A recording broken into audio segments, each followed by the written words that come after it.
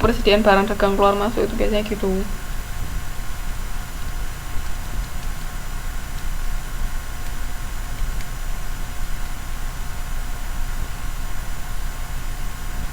Oke, sekarang buka halaman 5.6. Oke, enggak apa-apa Mbak, pelajari pelan-pelan. Sekarang balik lagi ke 5.6 ya. Itu kita lihat laporan laba ruginya perusahaan dagang. Itu beda sama laporan laba ruginya perusahaan jasa. Kalau perusahaan jasa kan gampang toh, kemarin tinggal pendapatan dikurangi sama beban. Nah, kalau perusahaan dagang ini sedikit agak lebih rumit daripada perusahaan jasa. Lihat ya, kan penjualan. Ingat, penjualan di perusahaan barang dagang itu merupakan pendapatan kita. Jangan lupa. Saya ulangi ya. Penjualan perusahaan barang dagang itu sama dengan pendapatan kita. Oleh karena itu di sini lihat nih, penjualan masuk ke pendapatan. Ya. Terus habis itu tadi kita mencari penjualan bersih. Kita tetap harus mencari penjualan bersih karena apa? Karena dalam kita menjual barang kan ada retur atau ada potongan. Nah, itu harus kita kurangkan juga. Jangan lupa. Ini makanya dikurangi retur sama dikurangi potongan penjualan, ketemu penjualan bersih. Ini berarti ini pendapatan bersih kita sebesar ini. Nah, setelah itu pendapatan bersih kita ini harus kita kurangi HPP kita. HPP masih ingat kan tadi? Ayo, rumus HPP apa? Yuk dijawab, rumusnya HPP apa?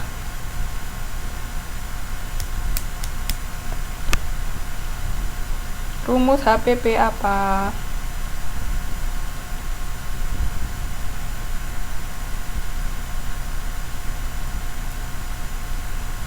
Nggak boleh nyontek buku. Yuk dijawab yuk. Rumus HPP apa?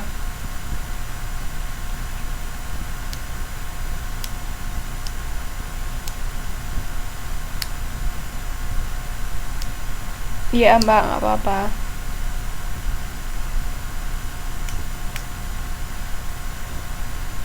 Mbak-mbak yang lain kok nggak pernah jawab ya? Mbak Nurlela, Mas Muhammad, siapa itu tadi? Mbak Naning, Mbak Rindi, Mbak Swatun,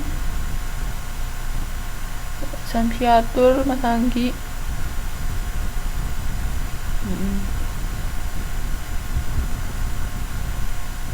Oh, iya nggak apa-apa.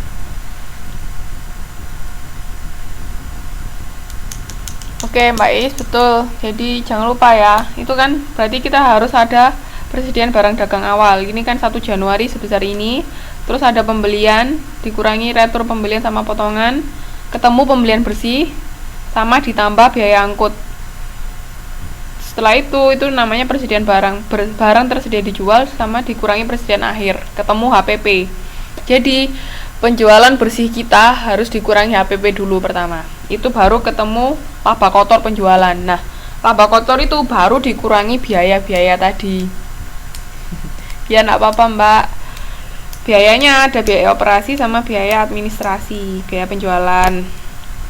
Nah, setelah itu ketemu laba operasi baru dikurangi pajak. Ketemu deh akhirnya laba bersih kita berapa.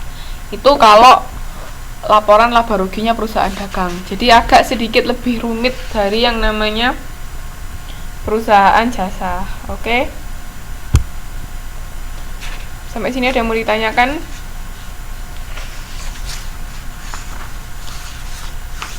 Jadi contohnya halaman 5.6 ya kalau mau tahu laporan laba rugi. Ada yang mau ditanyakan sampai sini? Kalau tidak ada, kita masuk ke jurnal khusus. Jurnal khusus itu jurnal yang mencatat transaksi tertentu. Kalau jurnal umum, jurnal yang tidak dapat dicatat dalam jurnalnya.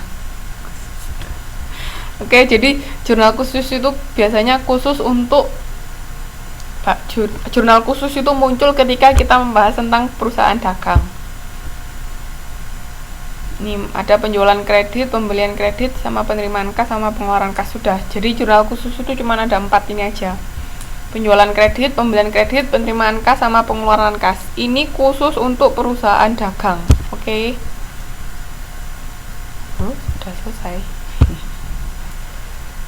Jadi kalau jurnal penjualan kredit, jadi jurnal yang khusus mencatat penjualan kredit kita.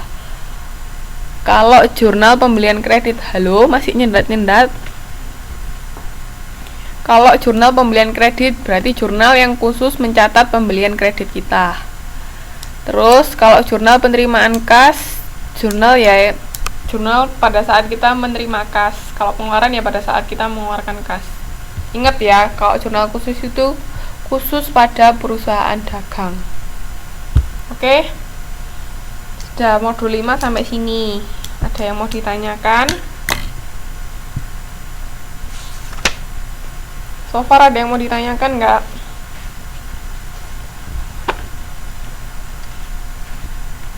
Kenapa kan? Iya, pokoknya kas masuk kita catat di jurnal khusus. Selama ada aliran kas masuk atau kas keluar bisa kita masukkan sini, jurnal penerimaan kas atau pengeluaran kas. Nggak apa-apa mbak, pelan-pelan sambil bertanya yuk. Ada yang mau ditanyakan?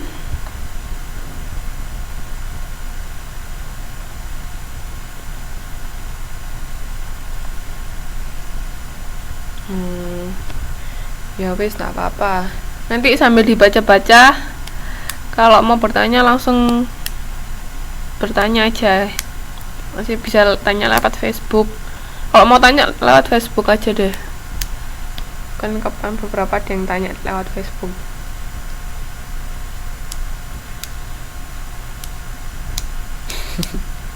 Iya mbak. Oke, ini nanti ada latihannya ya. Kan hari ini kita bahas modul 5 sama modul 6, tapi latihan soalnya cuman di modul 5 aja kok, modul 6 nggak ada. Oke, ini nanti dikerjakan ya, sama yang latihan soal kemarin juga.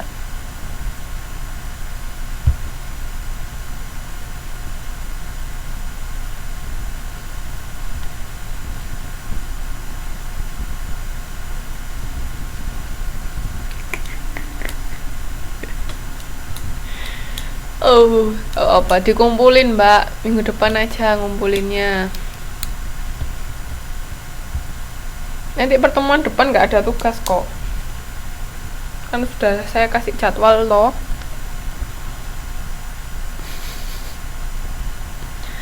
Nggak apa-apa, akuntansi itu butuh latihan memang.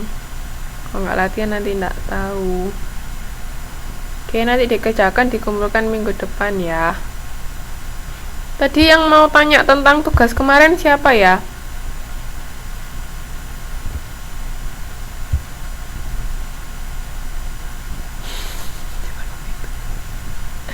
Gak apa-apa, sambil berdoa nanti kita ngitung duit kita sendiri. Oke.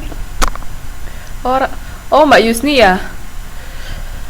Oh ya sudah, biar nanti tanya lewat Facebook aja. Ya sudah, ini istirahat dulu 5 menit. Kita merefreshkan pikiran kita, terus kita lanjut modul 6. Oke.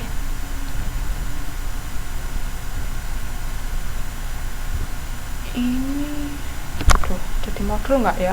Saya lupa. Soalnya kadang itu saya bikin soal sendiri, kadang ngambil dari buku.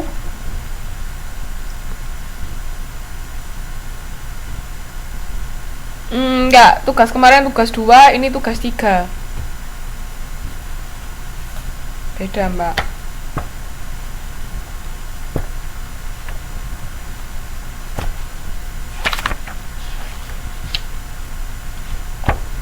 Istirahat dulu 5 menit ya.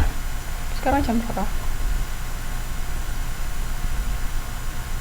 Nanti jam 11:12 kita mulai lagi.